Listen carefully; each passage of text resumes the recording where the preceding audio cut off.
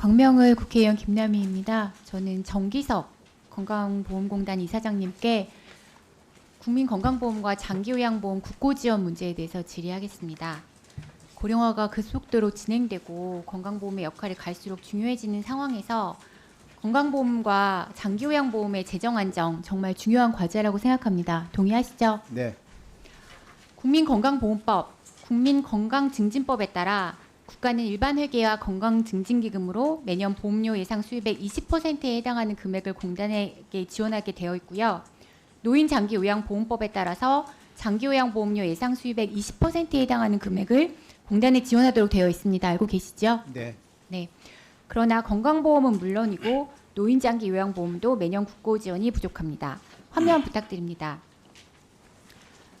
건강보험의 일반 회계에서는 2022년 2조 332억, 2023년 2조 2631억이 부족하게 지원되었고요.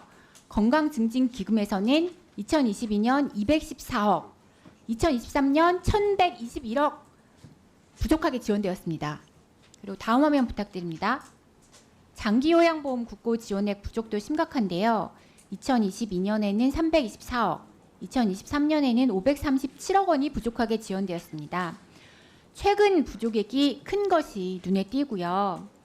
업무 보고에서 정부 지원 확대를 얘기하셨는데 매년 부족한 국고 지원액을 어떻게 법정 기준에 맞게 확보할 것인지 대책이 보이지 않는 것 같습니다.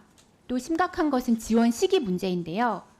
2021년부터 상반기 지원이 줄었고 건강증진기금 지원은 원래 분기별 지급이었는데 이제 연말 지급으로 바뀌어서 이어지고 있는 거 알고 계시죠? 네. 2023년 회계연도에 일반회계 건강보험 지원이 10월 27일에 교부되었고요. 건강증진기금은 12월 27일 연말에 교부되었습니다. 그런데 처음부터 이랬던 건 아니고요. 화면 보시면 일반회계 지원은 2019년까지는 상반기에 오히려 더 많이 교부되었는데 2022년부터 점차 하반기에 집중되면서 상반기 집행률이 2021년 35%, 2022년 22%, 그리고 급기야 작년에는 0%로 낮아졌습니다. 그리고 건강증진기금은 2019년까지는 분기별 교부가 되었는데 2022년에는 12월 말에 1년치 지원금을 일괄 교부하고 있습니다. 이사장님, 이 건강보험이랑 노인장기요양보험의 국고 지원이 예측 가능한 금액으로 주기적으로 교부되지 않으면 이 부족한 수입액을 여유자금 운용으로 조달할 수밖에 없는데 불확실성을 초래하고 중장기 상품에 대한 투자를 어렵게 해서 건강보험 재정에 악영향을 미치지 않습니까? 네. 이사장님, 이렇게 정부가 지원금을 제대로 지급 안 하고 몰아서 지급하는 건 문제가 있다고 생각하지 않으십니까? 예. 네, 다 맞다고 하시는데 네. 그럼 어떤 대책이 있는지 마지막에 말씀해 주시기 바라고요. 다음 질의하고 묻겠습니다. 이사장님, 화면 띄워주시기 바랍니다.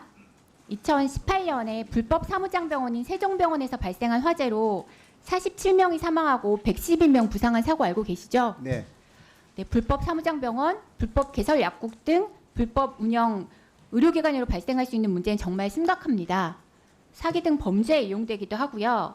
환자의 건강을 해치기도 하고 과잉진료, 불법진료로 건보 재정에 막대한 피해를 입히고 있습니다. 이사장님, 불법 개설한 의료기관과 약국이 평균 몇 년 정도 운영하다가 적발되는지 아십니까? 얼마입니까? 네, 다음 화면 부탁드립니다. 네, 의료기관은 적발일까지 최근 5년간 평균 6년 5개월 소요됐고요. 약국은 평균 7년 9개월 소요되었습니다. 네. 그리고 불법 개설 의료기관 중에는 35년 넘게 운영한 병원도 있었고요. 약국 중에는 11년 넘게 운영한 약국도 있었습니다. 다음 화면 부탁드립니다. 이사장님, 근데 이런 5년간 불법 행위로 인한 건보 재정 누수가 1조 4,403억 원에 달하는데요. 이 중에서 건강보험공단이 환수한 금액은 의료기관의 경우 그와 약국의 경우 합해서 1,089억으로 환수율이 7.56%에 불과합니다. 네. 거의 환수 못한 거죠. 네. 네. 이사장님, 이렇게 부당이득 환수율이 7.56%에 불과한 건 문제라고 생각하지 않으십니까? 예, 당연히 큰 문제입니다. 네. 그리고 다음 화면 부탁드립니다. 지난 6년간 얼마나 많은 환자들이 이 불법 의료기관과 약국을 이용했는지 제가 자료를 받았습니다. 네, 불법계사 의료기관에서 진료받은 건이 71만 건이고요. 그리고 불법 약국 이용자가 110만 명이 넘습니다. 이사장님, 불법 의료기관으로 인한 건강보험 재정 누수와 국민 피해 확산 막으려면 신속한 대응이 정말 중요하다고 생각하시죠? 네. 네. 혹시 어떤 대책을 가지고 계십니까? 예, 지적해 주셔서 정말 감사드리고요. 지금 사무장병원과 면대 약국에 대한 것은 저희가 최선을 다하고 있지만 한계가 있습니다. 그래서 저희가 이제 특사경법을 강력하게 호소를 그동안 해왔는데 아직까지 국회에서 통과가 안 되고 있다는 대단한 큰 아쉬움이 있습니다. 이계회 네. 의원님께서 그런 부분을 좀 신경을 써주시면 네, 좋겠습니다. 저도 동의하는데요. 근데 지금 법 개정만 기다리고 있을 때는 아니라고 생각을 합니다. 네, 복지부와 협의해서 담당 직원 충원하고 심평원과 합동으로 적극적인 단속에 나서야 할 것이라고 생각을 하고요. 국민이 낸 소중한 보험료 지키고 불법적인 의료행위에서 국민 건강 보호하는 일 정말 적극적으로 해주시길 바라고요. 아까 첫 번째 질의로 가서요. 그 국가 지원, 정부 지원 계속 확보하지 못하는 그 문제에 대해서는 어떤 대책 가지고 계신지 어떻게 추진하고 계신지 좀 답변 부탁드립니다. 예, 그 부분도 지난 국회에서 그 일몰제를 연장을 해주셔서 겨우 지금 숨만 붙어 있는 상태입니다. 그래서 우선 지금 이게 이제 20%라는 게 굉장히 모호합니다. 정액이 아니기 때문에 금년 예상 수입액의 20%입니다. 그래서 정확한 금액이 아니기 때문에 예를 들어서 전전년도 수입의 뭐 20%다 이렇게 하면은 정확한 금액이 나올 수 있어서 조금 더 추계가 가능하고요. 앞으로 이 부분에 대해서는 복지부와 또 기재부와 이렇게 계속 논의를 해서 조금 더 확실하게 보장이 될 수 있는 재원이 보장될 수 있도록 노력하겠습니다.